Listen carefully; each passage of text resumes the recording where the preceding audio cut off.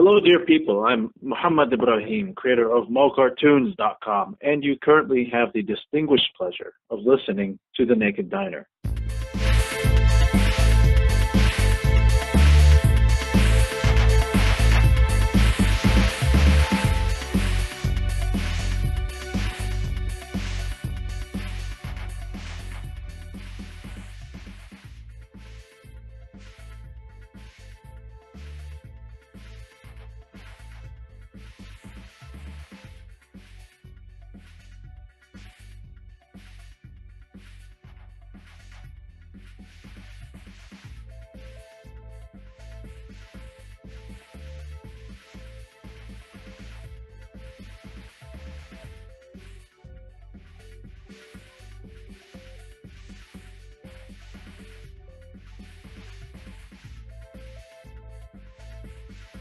Hey everyone, welcome to the Naked Diner. It is episode 57. I'm Jack Matirko. With me as always is my co-host Andy Hall. Andy Hall. Oh, there you went again. And our guest this week is Victor Varnado.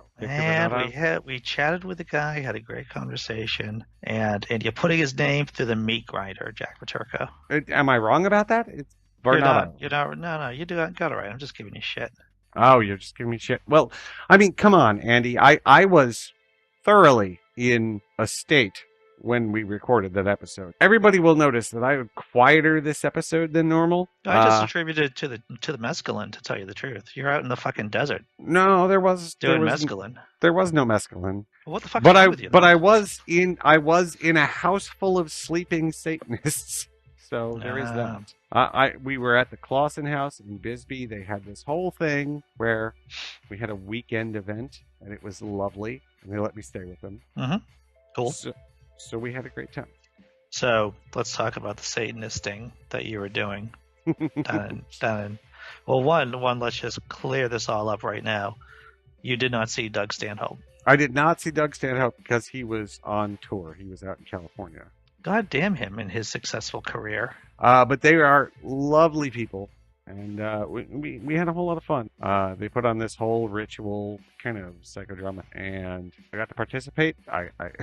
They were fun. I enjoy hanging out with these people. That is important. How many people were there? How many Satanists? Gonna say, like, all told, like, including not just the people that stayed at the house, but including the people that showed up for the event, probably 20 or 30. Plus everybody in Bisbee who came out just to see it. Bisbee, Arizona is a really chill town. It's this amazing little artist community thing. Like, it used to be a copper mining town, and since then it has become this weird, kitschy artist vacation community where people go. Is that because of all the heavy metals in the water? I don't know. You'd have to do testing. But everybody who lives there is really cool. I got to go to a seance thing, which was just this dude, Magic Kenny, who is he's a Penn and Teller type magician. Okay. He's out there doing his thing, and is a really great guy. Got to hang out with him too. So he was a seance guy, but it was more like stage magic, illusions. Card tricks and cold reading, that kind of thing, and really. He also goes through a whole history lesson of the town. So, you get your price of admission. So, it's all good. Good. We should talk about our guest. Have should talk about our guest. IMBD page. He has done a lot of stuff. Like a lot of different stuff, too. He has. He's done, he was in Pluto Nash, which we talked about a little bit. He's an actor. Yeah. He is an actor. He also makes... He's making fucking videos for the New Yorker for all intents and purposes. Yes, he's not only making videos. Well, he's making videos for Condé Nast. Yeah, which means that they'll most likely show up on the New Yorker, but they could also show up on all these other places. Oh yeah, you never know. And I was looking through his YouTube web series called Realm of LARP. Realm of LARP. Yeah, he mentioned that in the episode, and I did not get a chance to look at any of it yet. Each webisode is about 10 minutes long, 12 minutes long maybe, and it follows, for those of you who aren't acquainted with LARP, it's an acronym, of course, and it's live action role playing. And this series follows an adventure, I think of maybe 6 or 7 people going through a fantasy world. So you have someone who's a magic user, you have another person who's a knight, and there's an elf character. It's very entertaining. It's well filmed. I imagine it must have been very difficult to get the sound right, to get everything right on the shoot, because it's a documentary. It's a documentary of their campaign, and it's exceptional. It's on the Nerdist channel right now on YouTube, and you can check it out just by typing Realm of LARP in the search engine for YouTube. Yeah, I'm almost done with it. I'm on episode number 9. I just finished episode number 9. There's only 11 episodes, so. Yeah, and that's definitely something that I'm going to look up. It's just that this weekend I did not have the opportunity. You know what, Jack? You will be like me because you have done fantasy role-playing before, and you'll just be yelling at the screen at the characters making these decisions that you have no idea why they're making them. It's like, why are you doing this? This doesn't make any sense. Can I tell you the weirdest LARP story that I know? Tell me, is there sex involved? No. All right. No, it's just actual gaming LARP Shoot. thing. I knew a guy who had his weapons, LARP weapons, they're those foam swords with the things. He had his weapons copper coated. Sure. Because when you're LARPing, when you hit, you have to say how much damage it does and what kind of damage it is. Yep. And he decided that saying 2 copper is faster to say than 2 silver or, any other kind of metal, 2 iron, 2 whatever the sword is made out of. He decided that since he was a dual-handed fighter, 2 copper, 2 copper, 2 copper, 2 copper, 2 copper was just easier to say.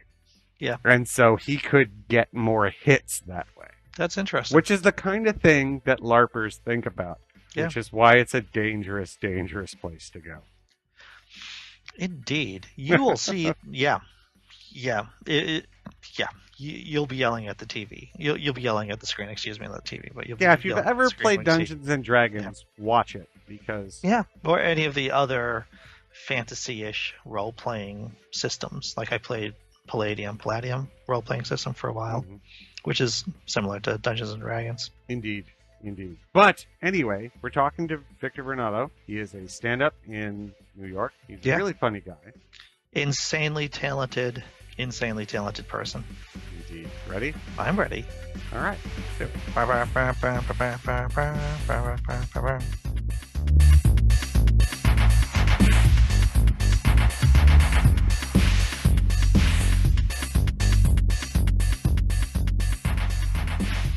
Victor Varnado, thanks for coming. Am I pronouncing this correctly, your last name, sir? Varnado, yes. Varnado, very good. Thanks for coming on the Naked Dino podcast today. No problem. You must forgive me, but I haven't seen The Adventures of Pluto Nash. Okay, forgiven. I was on your IMDb page and I saw the trailer for it because I know it's been out like forever, 2003, I think. Yeah, a while ago.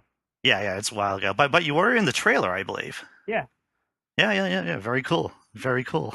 Yeah, that movie was a critical and financial failure, but for me, it was the best thing ever. The best thing ever, huh? Oh, absolutely. I mean, I got to wear a spacesuit. I got to be on set every day with Eddie Murphy. I was in heaven. That's fantastic, man. How'd you get the gig? Just really straight up auditioned through my agent. Nothing special. Nothing special. So, you're in New York City, but I see that you do a lot of directing. You do a lot of writing for film, but you're not in LA. Right, I'm not in LA.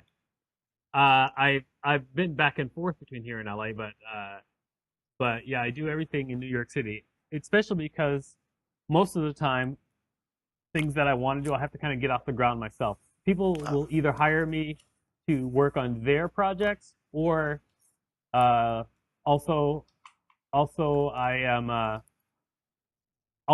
am the guy who makes his own projects. But people never say, "Hey, we need a black albino in this thing," so they never develop things for me. I have to do it myself.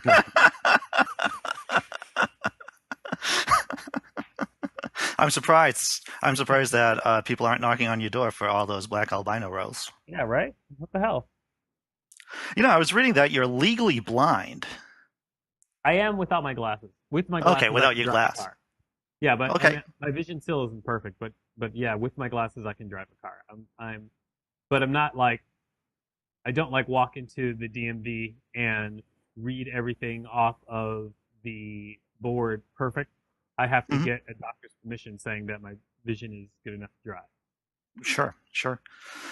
Has acting been difficult because of your vision? Has acting been difficult? No. Yeah, because hitting your marks or going where you need to go. Oh no, none of that is difficult. I think what people consider is legally blind is very different. In fact, to be honest, what you need to drive is different than what people think. It used to be that vision, the vision that you had to have to drive was set at a certain level because it used to be that there was no sort of assistance. Like when people used to drive, they were always trying to figure out exactly where they're going, exactly what the street signs say.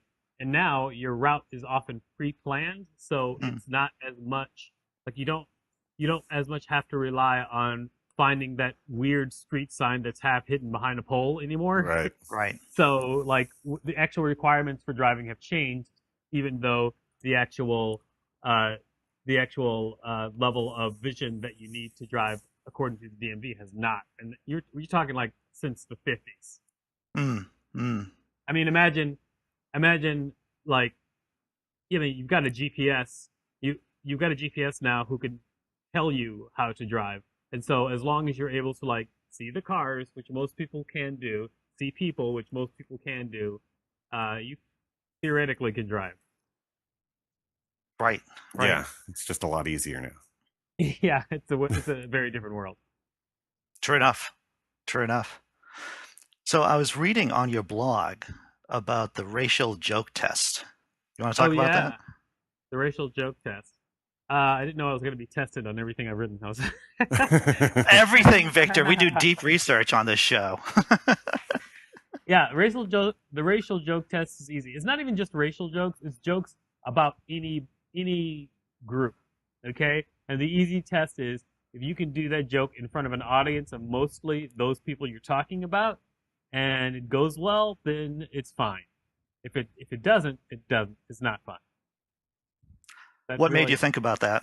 What brought you to that kind of hypothesis? I just go to shows all the time, and I see like comedians of different ethnicities trying to do jokes about other ethnicities. And if I go to a show, I think when I was talking about the racial stuff, I just go into a show where like all the comics on the show, besides myself, were white, and they were performing in front of their white friends, and then they were doing like racial jokes. And at one point, somebody pulls out a KKK puppet and starts using this KKK puppet, and I'm like, what? I was like, and he was trying to make jokes like ironically racist jokes, and I was like, in front of an audience of people you're trying to be ironic about, this would not fly. So this fails. Yeah, 100% fails the test. Jeez. Oh yeah. Because that took effort. He had to make the puppet. Yeah, I mean, you can't just if you're going to say like if you're going to say racial jokes or humor, and you're going to work under the assumption that it's not a bad thing because you're just being ironic because you're not racist, then try that shit in Harlem.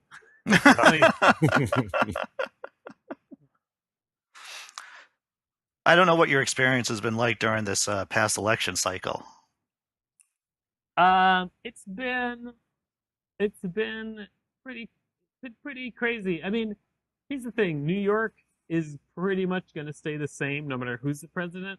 New York has its own thing going on, but I mean, I think it was shocking. I mean, my girlfriend was extremely into the election, like really, really, really deep into politics, and she was beside herself the entire time.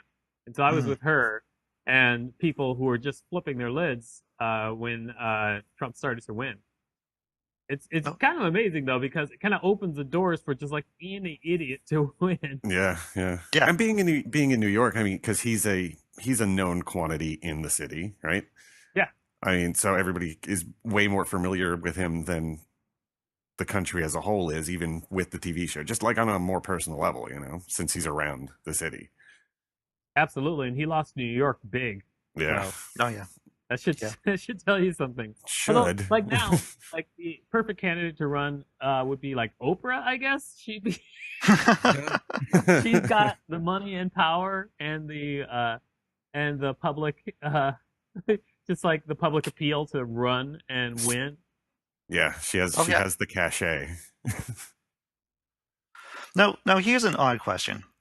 Because you're an albino, do white people have a tendency of saying things that are racially not okay because they don't know that you're black? Yeah, I've been around white people many times when they don't know that I'm black. I mean, like that happens constantly. I mean, that happened constantly. Once, actually, one of the more memorable times was at a driving test. I was taking my driving test in Los Angeles, and the instructor that was driving me, he was, we're coming out of a parking lot, and then there are three black women walking in front of us, and the black women were arguing they were arguing about Lord of the Rings, which is really funny in the first place, but still, so they're having like a really heated argument about Lord of the Rings, and then the instructor turns to me. He goes, "Ha, they talk a lot, huh? Black women, they talk way too much, huh? Fucking black women." And I was like, I was like, I can either confront him, which means I'll probably fail this driving contest, driving test, or I can just like let this slide. And I let it slide, and I wrote a letter later instead. So Well, that was smart. yeah, so that I didn't have to deal with failing my test. Nobody wants to fail the test. No, I don't want to fail the test. No. Have you ever had to tell people who are black that, yes, you are black? Yeah, absolutely. Not everybody knows. I mean, people who have been exposed to like the idea of what albinism is, those people know exactly what's going on usually. But I have been in front of white people who thought I was black. I've been in front of black people who thought I was white. I've been in front of white people who thought I was white, and so forth and so on. Like, it's just, it's kind of like in a weird space to be because you realize really quickly how silly racial inequality is in general, and just being racist is just so stupid to base it on just the color of somebody's skin, because like I've met assholes from every race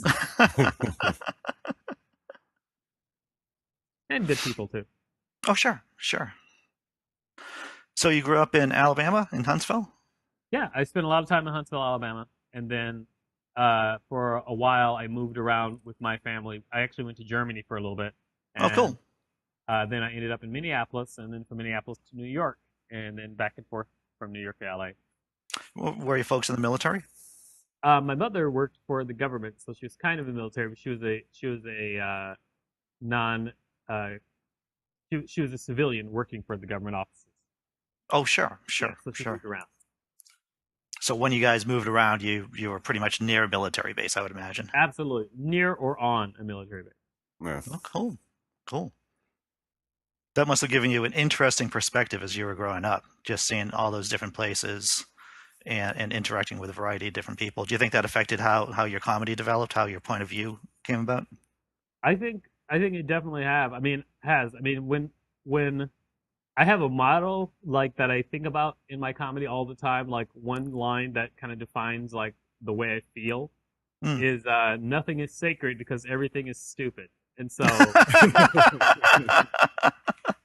I always maintain that no matter how precious something is to you, you have to understand that to other people it means absolutely nothing. And so, and also, no matter how stupid something seems to you, you have to understand that to other people it's sometimes very, very precious. And you just have to keep that in mind and remember that part of it always. Right. So how were you folks when you decided to go into comedy? Because I know that you went through improv first. That's how you got into comedy originally? Exactly. My folks were pretty good because I started out as a computer programmer, which was a great way to make money in Yeah. college. And then I went into improv and I immediately started like making a part-time to full-time salary as an improv person in Minneapolis. And so my parents weren't really that much against it because I was young doing improv. And then when I moved to New York, I immediately got cast in a movie with Arnold Schwarzenegger. And so they're like, okay, you're fine. Dude, that is a career path that many people would kill for. Mm. Yeah, it's fine. Like then it took me a while to figure out like more what I wanted to do personally, like when I started to getting into producing and directing and writing more. Mhm. But yeah, I if I wanted to like continue on that trajectory and just be like the weird guy in movies, I definitely could have done that. I probably could have been a much more well known personality right now if that was the way I wanted to go. But instead, I was like, I want people to know that I'm actually good at what I'm doing, so I started trying to make my own stuff. And how would you typify your material? I mean, what are you most proud of in terms of writing or producing or directing? Um, well, one thing that I like, which turned out just like I imagined it. There's a lot of things I'm proud of, but I guess if I had to pick one thing, I would say it was this documentary series called Realm of LARP. Hmm. And it's just because I really wanted to do something that was special, and then when people see it, they would be like, this is like one of those things that you're gonna try and remember forever, like the Goonies or whatever. And Yeah. it's not big like the Goonies or anything like that, but it is definitely one of those things when people see it, they're like, wow, I didn't even know this could be done this way. And so, do you know what LARPing is? Live action role players? Oh yeah. I fantasy role played LARP for Okay. a short period of time. Well, there you go. And so basically, I've seen documentaries about LARPers, and I never thought that they were good to the LARPers. I always Yeah. thought that they were Yeah, always kind of like, oh, look at these guys. Isn't this kind of sad? And I didn't like those. And so when I made Realm of LARP, what I wanted to do was I wanted to do a documentary series that shows LARPers being the heroes that they're imagining themselves to be and going along in the adventure. So I followed LARPers on an adventure, and I shot it like it was Lord of the Rings, and I added in visual effects and they cast spells on each other. And then there's also like interviews and behind the scenes stuff, but the interviews are not about like, oh, you LARP and you live with your parents. No, the interviews are like, oh, well, I should have been at the front of the party and protecting them from the goblins, but I was at the back of the party, so somebody got killed. So that's like what the interviews are like. And so it satisfies two things. One, if you're a LARPer or somebody like that, then you can show this to people and be proud of like what you're doing. It's just a fun romp. And then number two, it still satisfies the curiosity that people who are outside of LARPing would have. So it does all of that. Yeah, if I was interviewed while I was LARPing, I would probably say things like, fighting on a hill is hard. It is. Like, LARPing is really hard. Like, some of those guys are in such good shape just because they run around every weekend and they just get ripped. It's a lot of exercise. I wore armor. Yeah. I was going out with a guy at a time. My boyfriend made me some armor, which was kind of real armor, and that was heavy. And running around every weekend, and I have weak ankles, and let me tell you, my friend, that got me into some trouble too. Oh, really? Wow. Yeah. So yeah. But good times overall. You should check it out. Check out Realm of LARP because I think you'd like it. Yeah. So where can I find that? You can find it actually if you just Google Realm of LARP playlist, you'll get the entire playlist. It was licensed to Chris Hardwick's Nerdist. So, oh yeah. Yeah, so you'll get the entire Realm of LARP playlist on Nerdist, and then you can just watch. There's 11 episodes. Very good. And how long is each episode? Each episode is anywhere between 5 to 10 minutes. That sounds pretty fun. So Yeah, you can it's fun. just sit down and watch that. I like it. Did you find out anything really unexpected while filming that? Yeah, well, not unexpected, surprising, I would say, because LARPing. I mean, if you've been a LARPer, you know that like LARPing is the LARP part and the fun part. There's also people who are like, we're here to fuck, and so and so there's people who are like, that wasn't part of my documentary series. I just wanted to show like the adventure, but there, like once we walked into the men's room, and when I was doing research, and there was a woman there who was naked, spread eagle against the wall, having her boyfriend rub her entire body down with red paint. Now, why they're doing this in the men's room, I have no idea. It had to do a little bit with exhibition, I guess. But yeah, so yeah, there's some surprising things. But but I wasn't like, oh, I can't believe that sexual deviance is happening in the LARP community. I wasn't. Yeah, you weren't shocked. No, I wasn't shocked. How big was the community of LARPers that you did the realm on? Was it like 100, couple of hundred, or? No, the realm of LARP. What I did was I wanted to show like what it feels like when one person is on an adventure, and so what I did was I had a main party of 5 PCs. Mm-hmm. 5 PCs, and then everyone else in the world was against them. So okay, so you went on a basic campaign. Yeah, we went on a basic campaign. We followed everybody. Yeah. Was it one of those sad campaigns where everyone died? I am not going to tell you. You're not going to tell me. Why would I tell you that?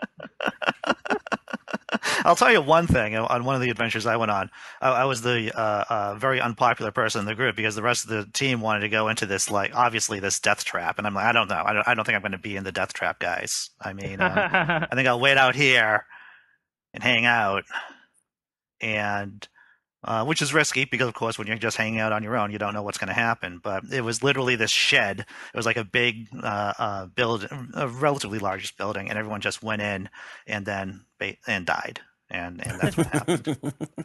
They died? The characters died. Yeah. Yeah, that'll happen. That happens, man.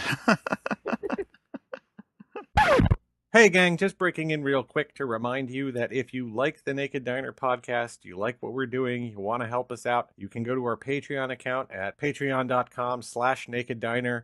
Give us $1 a month. That's really all we ask for. You can give us more if you want to, but $1 a month, that's 25 cents an episode most of the time. Sometimes it's 20 cents an episode if it's a 5 Monday kind of month. That doesn't seem like asking a whole lot, does it? But even if you don't want to do that, you can also go to zxh-creative.com and use the Amazon store links that we have there. That way all you're doing is your regular Amazon shopping, but we get a little commission off of it. That'd be swell if you want to do that to help us out. We'd think that that's just great too. And of course, if you're into ebooks, you can go to audibletrial.com/nakeddiner, get yourself a 30-day Audible free trial and a free ebook. That helps us out as well.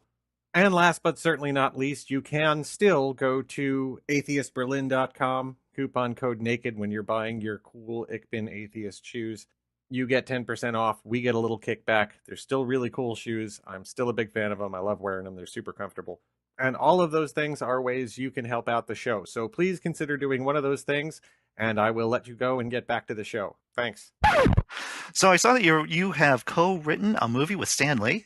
I did. I co-wrote a movie with Stan Lee. It never got produced, however, but I don't know. I guess you should know that when you write a movie with Stan Lee, what really happens is Stan Lee's office gives you 2 pages of a synopsis. Yep. And you write the movie, and his name goes on top. So. I was going to ask you about that, to tell you the truth, because I've written some scripts with people, and that has been my experience. If you're the junior partner, it's like, this is the idea. Show me some pages in a couple of days, and then we'll go over it. Yeah, that's pretty much how it is sometimes. I mean, that's fine. I would not trade it for anything. It was really fun. To be on conference calls with Stan Lee is fantastic. Sure. So, it's too bad it didn't get produced, but it was really fun to do it, and it's also fun to talk about, writing with Stan Lee. Oh yeah. Mm-hmm. Can you talk about what the script was about, or what characters were in it? Sadly, no, because I definitely won't do it on a podcast. We did it over beer sometime. I would tell you. Yeah. Okay. Yeah. No doubt, man. No doubt. Exactly. So tell me, you seem to have been able to get a couple of deals television deals, series deals? I was reading through your bio. Yeah, I'm currently still in a new development deal. Yeah, I'm able to get deals. I haven't had anything go all the way through yet. I mean, well, I've had some things go all the way through to certain degrees. Like, I got a deal for Realm of LARP. I got a deal with the Opera Comedy Show on Comedy Central. Mm. So I have gotten deals that have gone through and aired, but I haven't gotten like that big deal yet, which is what I want, of course. That everybody wants. Oh, right. So what's your system of approaching people with your ideas with projects? It depends on the project. I think the easiest thing to do is the easiest thing to do. I mean, if I'm going to give advice to somebody who's starting out, the easiest thing to do is to put something on video and then show it to them. Because if you think about what people are most worried about, um, when someone works in development at some sort of network or studio or whatever, they want you to walk in the door with something awesome. They want it to be awesome. They want it to be great. That's one thing. And number two, they want you to be able to deliver. So people have asked me before, like, hey, how can I get, Nike to sponsor me? And I was like, well, Nike is not going to sponsor you if it's your first project. What they want to do is jump on the bandwagon. They want to see that you're doing something that works, and then sponsors come after stuff is already working. Just like development people, they're not going to give you a chance if you've never made anything. Like, they don't know that you even know what to do with $100,000 or Right. $250,000 or $1 million. Like, they don't know that you know how to deliver something. What's going to make someone who is in development believe in you is if you have a great idea and you're paired with someone who knows how to deliver their final product. Like, that's what's going to get them started. Either they're going to believe in your idea and they're going to pair you with someone like that, or you need to come to the table with someone like that. It's never going to be you have a great idea that you wrote out on 5 pieces of ripped up cardboard, and then you're gonna be like, trust me, it's gonna be the best, and they're like, okay, we'll trust you. That's never ever gonna happen. The way I got the Opera Comedy Show on Comedy Central, in that case, I didn't even come to Comedy Central at all until it was done. Like, I Really? Yeah, and so there was no hey, can you make this happen, or will you give me the money and trust me to make this happen? I was just like, I found the money to make it happen. I came to Comedy Central and I was like, hey, I made this piece. Would you like to see a trailer? And they're like, okay, we'll see the trailer. And I sent them the trailer, and they're like, oh, let's see the whole thing. And they saw the whole thing, and then they were like, well, we want to license it. And yeah, that's how it worked. Cool, man. So when you talk about finding money for it, are you hitting up investors? Are you doing Kickstarter? How do you go about doing that? Well, if I'm trying to do an original project myself, I try to do it as cheap as possible. I mean, finding investors has never been. I use none of my own money. I've always used some of my own money on projects like that. But I mean, in cases of things like Realm of LARP and the Opera Comedy Show, what happens is at some point, you can license those things. If you can actually make something, you can probably find somebody who will license it. They license it for a certain amount of time, then it returns back to you, and then you can sell it again. Which is awesome, because you own that intellectual property. But I try to. You can. 2 things. One, I've had investors who are like some guy who invested in Broadway plays. He invested in my stuff. I've had an investor. I've had a personal friend invest in stuff. And to this date, nobody has gotten a big payout yet. But everybody is happy with the way projects are going, especially because, like, I'm at the point right now where the project that people invested in, we're about to sell again, and it's about to be all profit. So so my investors are going to be paid back, but I mean, it's going to be years later, like 5-6 years later. Right. How long have you been doing this thing called comedy, this thing called making movies and such? Just to give our audience an idea of how long you've been working at it. I've been working at it since I mean, professionally, I would say since I moved to New York. When I moved to New York was when I really actually started getting actual money for stuff. I was getting a little bit of money in Minneapolis, but yeah, so that was like in that was like in '97. So I've been at it for almost 20 years. Wow, how about that, man? Yes. Well, congratulations on not going insane. No, I'm not going into. I'm actually really happy. I mean, I know What's that. wrong with you, Victor? What you're a comedian. You have a pretty girlfriend. You seem somewhat happy. What's wrong? I don't know. I don't know. I don't have the same self-loathing other comics grow into. I just Well, feel what do like, you attribute that to? I'm curious. well, I just feel like I mean, I feel like I'm funny and I'm a good writer, and if I wanted to like I feel like if I wanted to like hit the road hard, I could definitely be a bigger name. And I don't want to hit the road hard, and I've accepted that, and so that's not what I want to do. And I have friends who, like for instance, Hannibal Buress used to open for me, and now that would not be the case. and so, Right. And so, but that's 100% cool. Like I like he's getting what he wants, but I'm also getting what I want. Like I am becoming a producer, writer, director, and I really like that. And I still do stand up, which I also like too. So I'm actually happy with what I'm doing. I like it. Wow. It just seems so simple when you say it like that, Victor.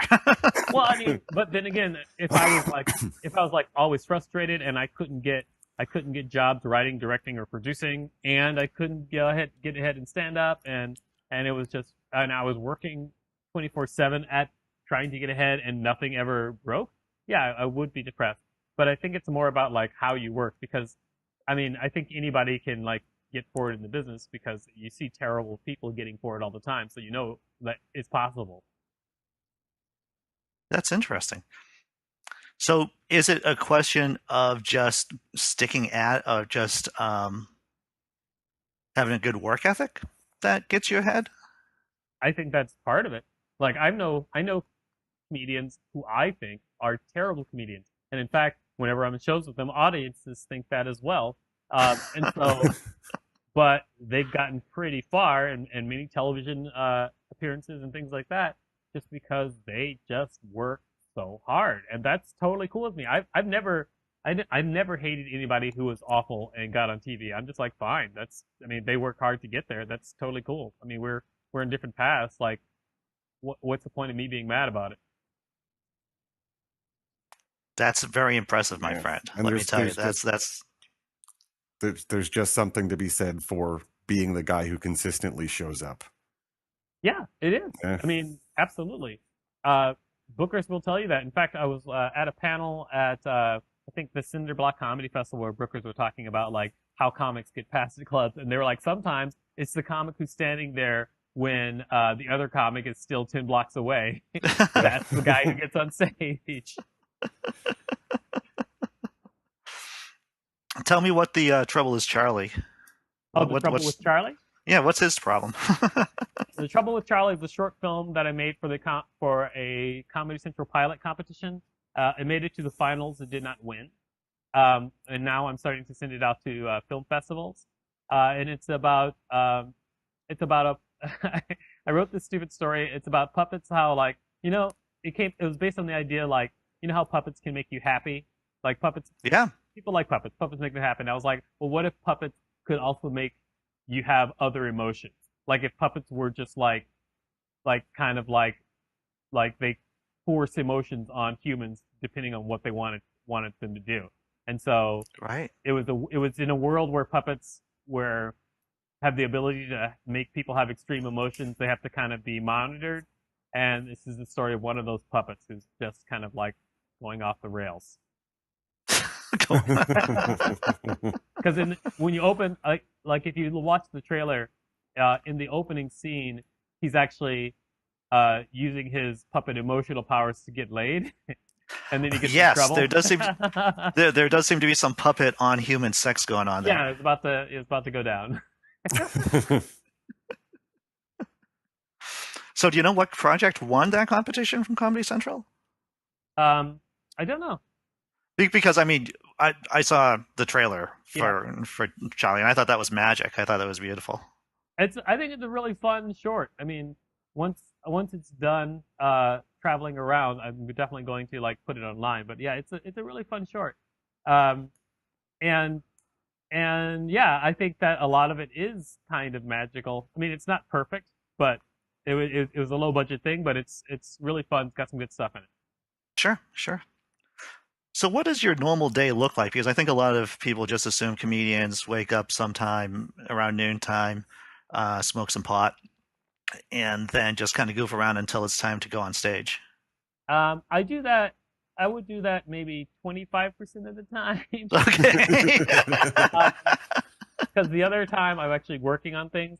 It's actually hard because I bounce around. I freelance a lot, so sometimes I'm actually in an office. Like right now, I'm working with the New Yorker and GQ at the Condé Nast offices. Sure. I'm a producer there. So right now I actually go into an office and I've got a desk where I like make funny things. And then other times I'm working from my home, and so when I'm working from my home, it's you have to be disciplined, otherwise you won't get paid. And so sometimes I'm working for people from my home. Sometimes I'm just writing on my own. Like I I go through the office phase and the hanging out phase, and then sometimes I just play video games and get high. So all of the above.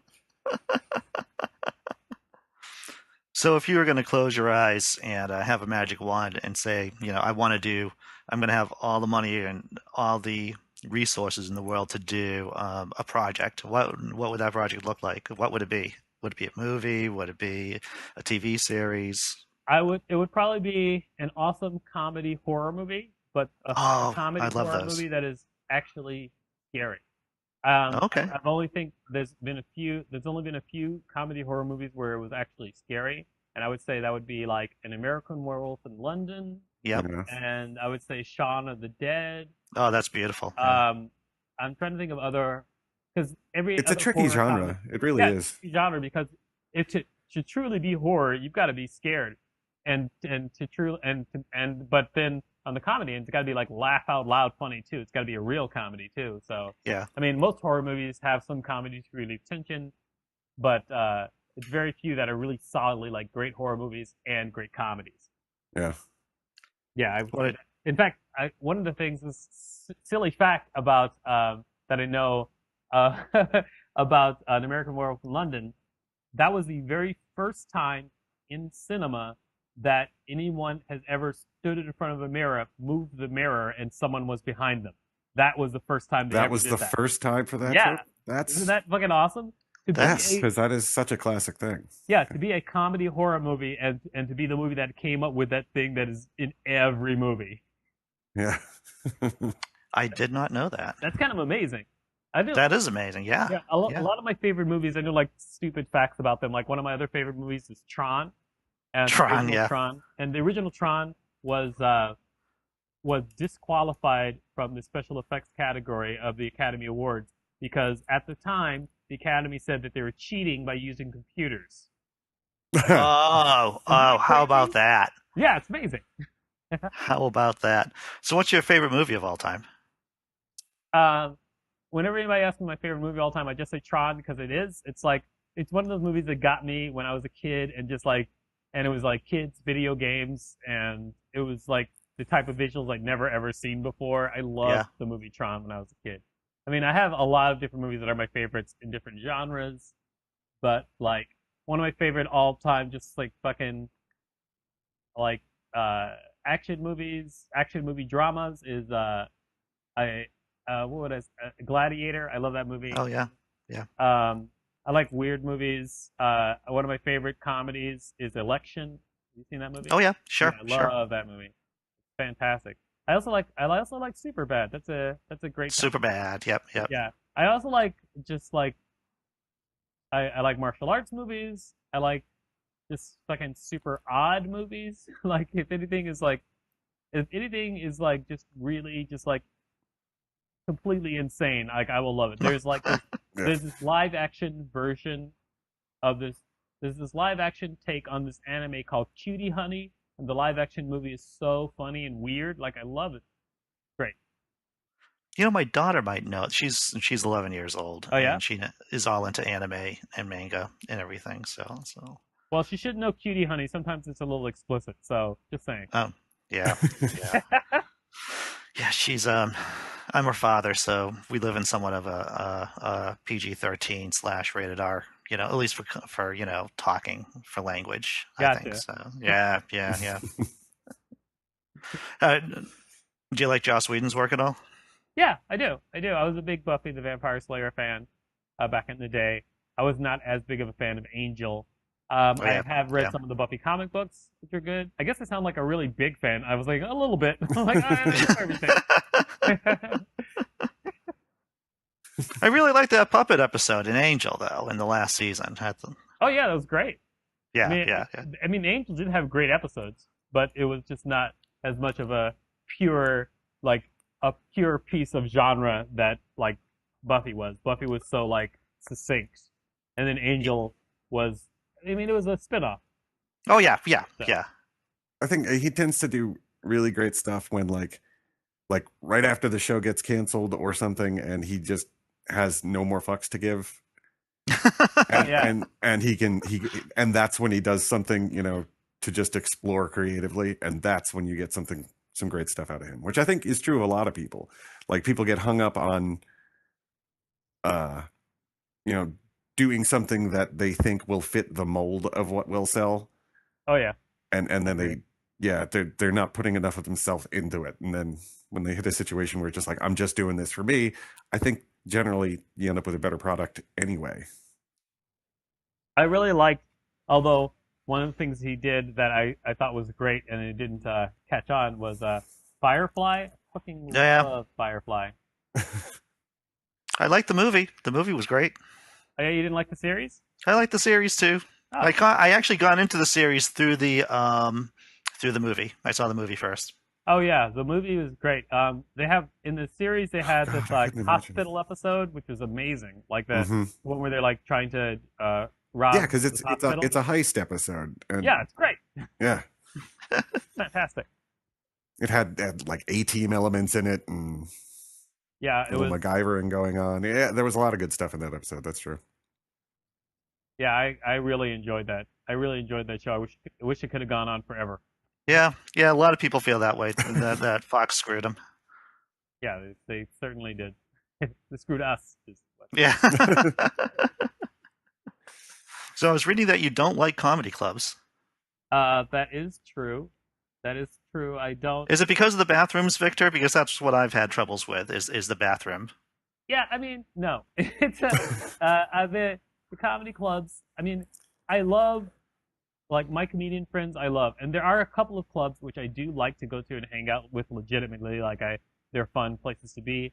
But there are also like a lot of comedy clubs that are just like it's like high school all over again. I just don't want to deal with it. Like sometimes comedy clubs are,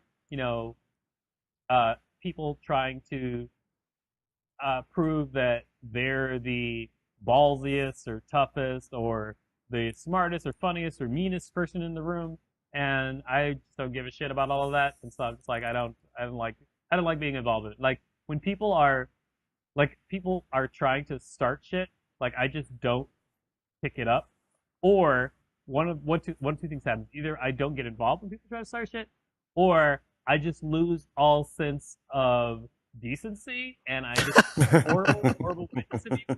So, one of those two things happens, and I prefer the former. So I just don't like to get involved because I'm terrible at small talk, and if I really don't want to, or really don't know a person or don't really care about them that much, I don't let them joke with me the way I would a lifetime friend joke with me.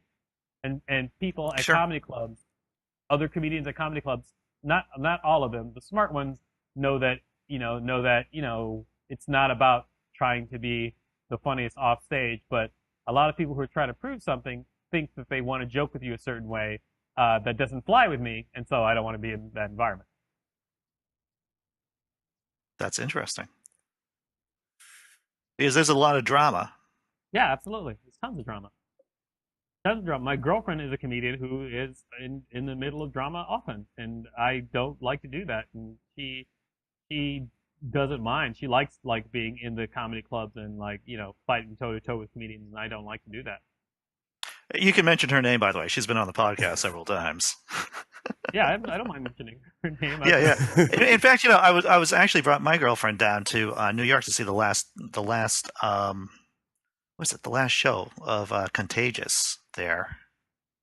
Oh, okay. And yeah. I don't know if you're around because Where? we immediately. It was at the little theater. It was a little theater and nestled with a bunch of other little theaters. Okay. And it was Contagious, and it was at the beginning of October, I think, that we went down there, like October 7th or something like that. The beginning of this October. Yeah. Oh, and it was like. It was the like, one-woman show she did. Yeah, I know. I directed it. Yeah, I know. Yeah. Yeah. Job well done, sir. So I mean, I'm assuming I was there. You didn't run into me. I didn't run into you. No, I wasn't.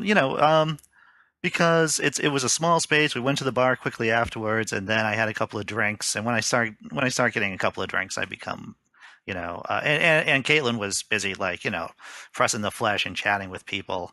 And so I said, I'll just go to the next bar and everything. I just said, hey, good job to her and everything. Introduced her to my girlfriend. Then we headed out. Yeah, we were right there. I was in that bar.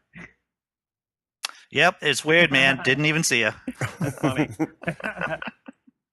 Well, the thing is when you're not in New York like all the time and you go visit it, there's a whole lot of sensory overload that goes on, and you don't necessarily notice everything that you would if you were somewhere else. That's just the way New York is. This is true, and I did drive down there that day too. So it was driving down from Boston to New York, quickly getting into the hotel, and just heading out immediately afterwards. And so it was I was probably not on the top of my cognitive game, which I don't know if I ever really am, to tell you the truth. I gotcha. So what are you going to be working on in the future? You got this gig going on right now for the New Yorker. How is that you're going to be there for X amount of time, or is that an open-ended? It's open-ended right now. I'm going to be working on a bunch of different projects for them. I actually work for Condé Nast, which is the company that owns the New Yorker. Sure. And I work for their production company, and so I'll be making my main goal is to be making stuff for the New Yorker specifically, but then I'll also be making stuff for GQ, Wired, and a lot of Vanity Fair, just a lot of other properties. Are you doing video content for the New Yorker? I'll be doing video content for the New Yorker. Because I've seen some of their small comedy bits online over on YouTube. Right. And I'm supposed to make them better. I'm going to...